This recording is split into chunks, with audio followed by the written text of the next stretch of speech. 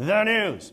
This week, European Central Bank Chairman Mario Draghi warned that the lowered euro currency and the rise of the U.S. dollar could form a threat to continental European security. Specifically, he warned of hordes of low-budget American tourists who are on their way. They don't know how to behave, they don't know how to dress, and they certainly don't know how to ride bicycles.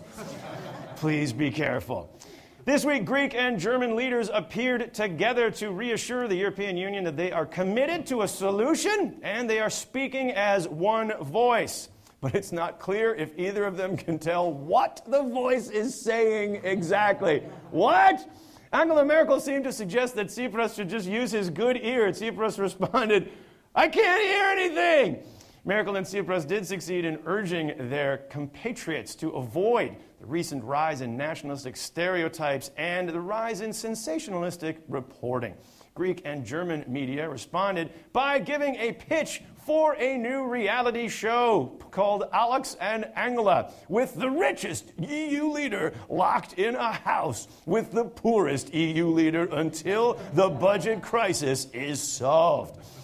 Yeah, but who's the mole? Okay.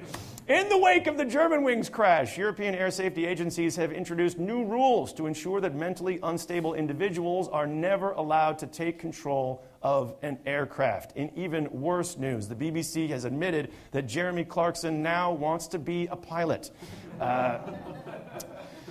And coming up, after a growing amount of pop-up social media events, Swedish retailer IKEA has put a ban on games of hide-and-seek in its stores and showrooms. But IKEA promised to keep the time-honored tradition of taking that one thing that you actually need and then moving it so that it takes you at least 2 hours to get out of the store.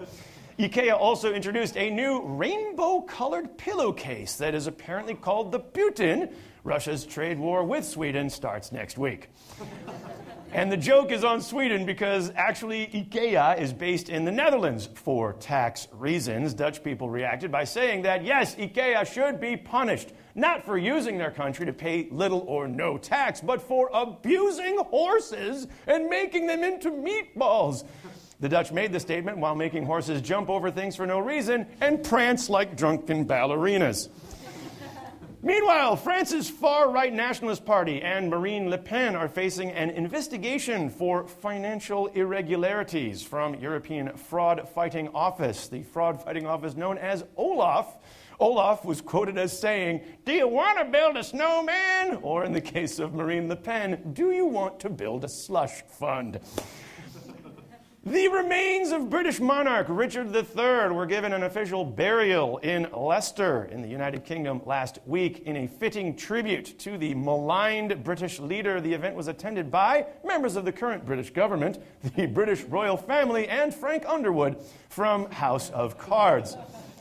Come to think of it, that photo reminds me of someone.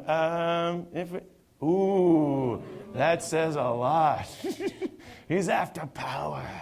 While Ireland remains in an economic crisis similar to that of Greece, the Irish people have been less eager to protest their situation until now. The Irish government is facing massive protests after now making the country pay a water fee for drinking, cooking, and bathing. The EU has called for a common-sense compromise, such as drinking, cooking, and bathing in Guinness, which might actually be a win-win for everyone. According to a new study in the Journal of Sexual Medicine, sleep health for women can lead to a better sex life. This finding gives new hope to everyone who's ever had a woman fall asleep on them during sex. The research was conducted by a small group of male graduate students in Michigan who recruited 171 female college students for their study. So you can take the results with a grain of salt, or as they recommend, a little hit of GHB.